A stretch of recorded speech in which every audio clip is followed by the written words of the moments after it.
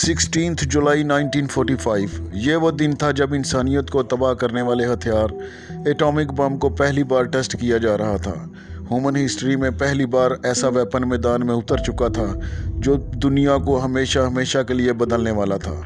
ऐसे atomic bomb को बनाने वाले फिजिस्ट जेम्स रॉबर्ट ओपनहेमर थे और इनको ज़रा बराबर भी इल्म नहीं था कि इनका बनाया हुआ हथियार वाकई में इतना खौफनाक भी हो सकता है। जब उन्होंने इसकी तबाही अपने आंखों से देखी तो उन्होंने ये तारीखी जुमले कहे, Now I am become death, the destroyer of worlds.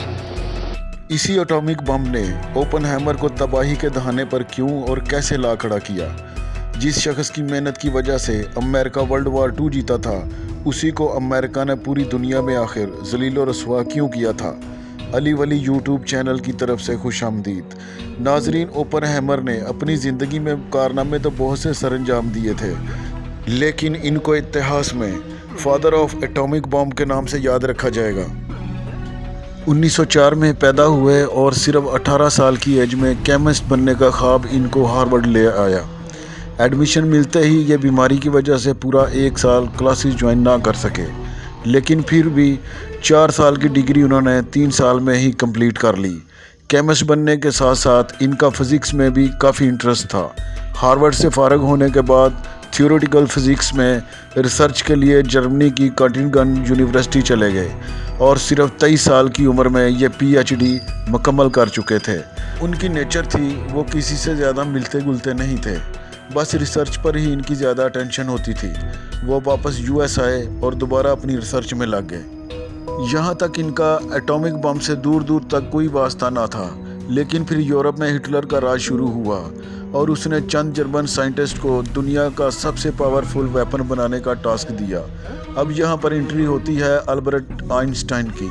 जी हाँ, आइंस्टाइन ने हिटलर का ये ख़तरा भांप लिया और अमेरिकन सदर रोजवेल्ट को लेटर लिखकर कहा कि हमें भी इस तरह का वेपन तैयार करना चाहिए, वरना हिटलर हम पर हावी हो सकता है। डियर फ्रेंड्स, आइंस्टाइन का लेटर पढ़कर अमेरिकन प्रेसिडेंट ने फ़ौरन एक्शन लिया और US मिलिट्री को ऑर्डर दिया कि एटॉमिक बम पर रिसर्च प्रोजेक्ट शुरू किया जाए। इस मशहूर ज़माना प्रोजेक्ट को दुनिया आज मैनहट्टन प्रोजेक्ट के नाम से याद करती है। ऐसा माना जाता है कि एटॉमिक बम शायद कभी बन ही ना पाता अगर आइंस्टाइन अमेरिकन प्रेसिडेंट को ये लेटर ना लिखते। खैर, अब होना तो ये चाहिए था कि मैनहट्टन प्रोजेक्ट के लिए US आर्मी आइंस्टाइन को ही चुनती, क्योंकि उन्होंने ही अमेरिकन प्रेसिडेंट को ये लेटर लिखा था। लेकिन ऐसा नहीं हुआ। आइंस्टाइन का बैकग्राउंड जर्मनी से था और US आर्मी को ये शक था कि शायद आइंस्टाइन उनके साथ कोई चाल चल रहा है। इसी वजह से प्रोजेक्ट मैनहट्टन की सरबराही ओपनहेमर के सुपुर्द कर दी गई और प्रोजेक्ट मैनहट्टन शुरू हुआ। ओपनहेमर आइंस्टाइन के व्यूज़ से काफ़ी इत्तेफाक करते थे और वो ये भी चाहते थे कि अमेरिका को एटॉमिक बम बना लेना चाहिए। इस सीक्रेट प्रोजेक्ट के लिए न्यू मैक्सिको में एक पूरा शहर बनाया गया जिसको लॉस अलामास कहा जाता है। US गवर्नमेंट ने प्रोजेक्ट पर बेतहाशा पैसा लगाना शुरू कर दिया। 1945 के दौर में इस प्रोजेक्ट पर टोटल 2 अरब $US का खर्चा किया गया था। अमेरिकन हिस्ट्री में यह सबसे इम्पोर्टेंट और सबसे ज़्यादा सीक्रेट होने वाला था, लेकिन इस राज को संभालना US मिलिट्री के लिए बहुत ही चैलेंजिंग था। लॉस अलामास में मैनहट्टन प्रोजेक्ट पे टोटल 1,30,000 वर्कर्स काम कर रहे थे। इन लोगों को बड़ी जांच पड़ताल के बाद चुना गया था, लेकिन प्रोजेक्ट के हवाले से कोई भी खबर बाहर की दुनिया को मालूम ना पड़ सके। इनमें साइंसदान, टेक्नीशियन और रिसर्चर समेत लोअर स्टाफ भी शामिल था। सबको ये डायरेक्शन दी गई थी कि प्रोजेक्ट के हवाले से वो किसी को भी कुछ ना बताएं, हत्ता कि अपनी फैमिली को भी नहीं। यहाँ कोई भी एक दूसरे को असली नाम से नहीं जानता था, सबको एक जाली नाम दिया गया था और प्रोजेक्ट साइट पर का ये रूल था कि अगर किसी का असल नाम लीक हुआ तो उसको सज़ा दी जाएगी। यहाँ लेटर्स आते थे मगर फेक एड्रेस पे, और वो ये एड्रेस था PO box number 1663 new Mexico. यहाँ तक कि ऑफिशियल लेटर्स में सिटी नेम भी मेंशन नहीं किया जाता था। लेटर की सेंसरशिप के लिए यहाँ पर सेंसर डिपार्टमेंट पहले तमाम लेटर्स को खोलकर खुद पढ़ता था और इसके बाद वो आगे भेजता था। इसी तरह यहाँ से भेजे जाने वाले लेटर भी पहले पढ़े जाते थे। प्रोजेक्ट साइट के अंदर आने के लिए सख्त सिक्योरिटी रखी गई थी। ورکرز انٹری پاس کے بغیر اندر نہ جا سکتے تھے اور نہ ہی ایگزٹ پاس کے بغیر یہاں سے باہر نکلنا ممکن تھا۔ یہاں تک کہ لاس الماس میں پیدا ہونے والے بچوں کے برتھ سرٹیفکیٹ پہ بھی سٹی نیم نہیں بلکہ صرف PO باکس 1663 لکھا ہوتا تھا۔ یہ سب اس وجہ سے کیا جا رہا تھا کہ اٹامک بم سے جڑی کوئی بھی چھوٹی سی انفارمیشن لیک نہ ہو سکے۔ اوپن ہیمر پروجیکٹ مین ہٹن سے پہلے ہی نیوکلیر فیشن پر ریسرچ کر چکے تھے۔ یہ ایک ایسا ری ایکشن ہوتا ہے جس میں ایٹم کو سپلٹ کر کے حد سے زیادہ انرجی پیدا کی جا سکتی ہے۔ قدرت میں پایا جانے والا سب سے بھاری ایلیمنٹ یورینیم ہوتا ہے۔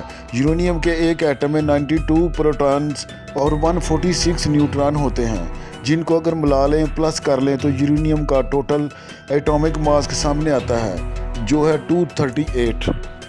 اب سائنسدانوں نے کئی ایکسپیریمنٹ اور ریسرچ کے بعد یہ نتیجہ نکالا کہ اگر یورینیم 238 کو ایک خاص پروسیس سے گزارا جائے تو اس میں یورینیم 235 نکلتا ہے، اور یہ انتہائی انسٹیبل ایلیمنٹ ہے۔ یعنی اگر ایک نیوٹران کو اس نئے یورینیم 235 کے ساتھ کولائڈ کیا جائے تو یورینیم سپلٹ ہو جاتا ہے اور ناقابل یقین مقدار میں انرجی پیدا ہو جاتی ہے۔ سپلٹ ہوتے ہی نئے نیوٹران نکلتے ہیں جو دوسرے یورینیم 235 ایٹم سے ملتے ہیں۔ ری ایکشن بار بار ریپیٹڈ ہوتا ہے۔ یہ سارا چین ری ایکشن صرف چند مائکرو سیکنڈ کے اندر پورا ہو جاتا ہے، اور سارے ری ایکشن کا نچوڑ ہمیں ایک زوردار دھماکے اور انرجی ریلیز کی صورت میں دیکھنے کو ملتا ہے۔ اگر ایک نیوکلیئر بم کو نارمل TNT بم سے کمپیئر کیا جائے تو یہ ایک ہاتھی کو چونٹی سے ملانے جیسا ہوگا۔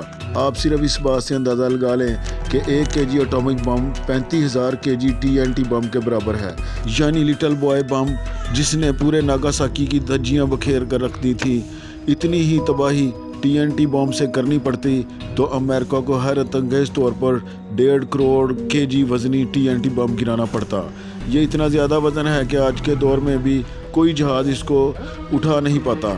ایٹامک بم میں یورینیم کو استعمال کرنے کے لیے سب سے بڑا نقصان یہ تھا کہ یورینیم ایک نیچرل ایلیمنٹ ہے، اور ظاہر ہے یہ ایک لمیٹڈ کوالٹی میں ہی مائن کیا جا سکتا تھا۔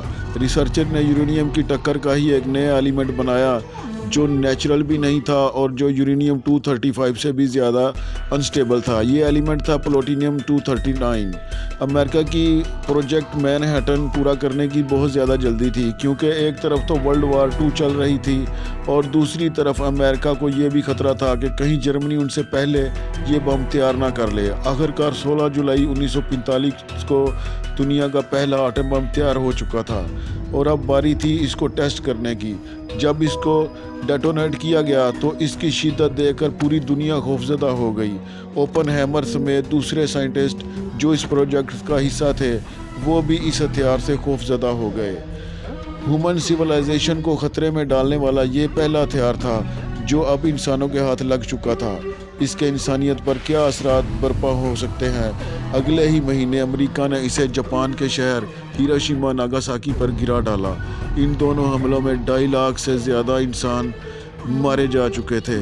6 دنوں کے بعد جاپان نے امریکہ کے سامنے ہتھیار ڈال دیے، اور یہیں پر ہو گیا ورلڈ وار 2 کا دی اینڈ۔ اب یہاں پر آپ کو لگ رہا ہوگا کہ اوپن ہیمر کے کارناموں کی وجہ سے امریکہ ان سے بہت زیادہ خوش ہوا ہوگا اور ان کو نوبل پرائز دیا گیا ہوگا۔ ایسا ہرگز نہیں ہوا۔ اوپن ہیمر نے شروعات میں بہت افسوس کا اظہار کیا، کیونکہ ان کی اس کریشن کی وجہ سے لاکھوں انسانوں کی جان جا چکی تھی۔ اس واقعے نے انہیں اندر سے پوری طرح توڑ کر رکھ دیا تھا، اور انہوں نے خود کو دنیا سے الگ کرنا شروع کر دیا تھا۔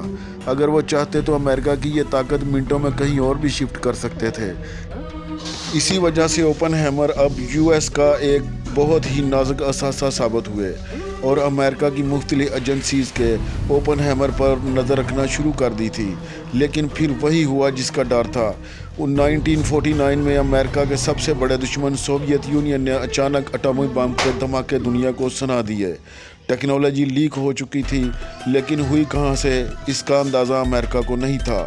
سب کا شک اوپن ہیمر پر گیا کہ ان کی گرل فرینڈ بھی کمیونسٹ پارٹی کی رکن تھی، اور ان کی بیوی بھی پہلے کمیونسٹ پارٹی کا حصہ رہ چکی تھی۔ امریکہ کی کمیونسٹ پارٹی کے سوویت یونین کے ساتھ کافی اچھے تعلقات تھے۔ पर खुद ओपनहेमर को पॉलिटिक्स में कोई दिलचस्पी ना थी। अमेरिकन प्रेसिडेंट ने ओपनहेमर और स्टेट सीक्रेट्स के दरमियान अब एक पर्दा डालने का हुक्म दिया। एक इंक्वायरी बिठाई गई जिस पर ओपनहेमर पर सोवियत यूनियन का एजेंट होने का इल्ज़ाम लगाया गया। वो अपने बयान पर डटे रहे कि उनका कम्युनिज़्म और सोवियत यूनियन से कोई तल्लुक़ ना है। किसी के पास कोई सबूत भी नहीं था, लेकिन फिर भी फैसला हैमर के ख़िलाफ़ ही आया, जो एक वक्त ताकतवर साइंसदान का दर्जा रखते थे। उनको मिनटों में जलील करके रख दिया गया। उनकी सिक्योरिटी क्लियरेंस और प्रोजेक्ट के सारे राज छीन लिए गए। अल्बर्ट आइंस्टाइन समेत साइंटिफिक कम्युनिटी ने इस फैसले के खिलाफ आवाज़ सुनाई, लेकिन कोई फ़ायदा ना हुआ। अगले कई साल ओपनहेमर खामोशी से ज़िंदगी गुजारते रहे और गवर्नमेंट प्रोजेक्ट से दूर ही रहे। फिर करीब 7 साल के बाद 1961 में जॉन एफ कैनेडी अमेरिका के प्रेसिडेंट बने, तो उन्होंने ओपनहेमर को ऑफ़र दी कि वो एक नया फ्री एंड फेयर ट्राइब्यूनल बनाएंगे जिससे उनकी सिक्योरिटी क्लियरेंस दोबारा से वापस मिल सकती है। लेकिन इस बार हैमर ने खुद ही इनकार कर दिया। जॉन एफ कैनेडी जानते थे कि ओपनहेमर बेकसूर हैं, इसी वजह से उन्होंने ओपनहेमर को यूएसए का सबसे बड़ा साइंटिफिक अवार्ड भी दिया। पर तब तक बहुत देर हो चुकी थी। ओपनहेमर को कैंसर डायग्नोज हुआ और 1966 में वो चल बसे। उनके एशेज यूएस वर्जिन आयरलैंड के बीच पर बहा दी गई, जो आज ओपनहेमर बीच के नाम से याद किया जाता है। ओपनहेमर को आप एक साइंसदान समझते हैं या इंसानियत का कातिल जिसने दुनिया को तबाही के दहाने पर ला खड़ा किया है? अपनी राय ज़रूर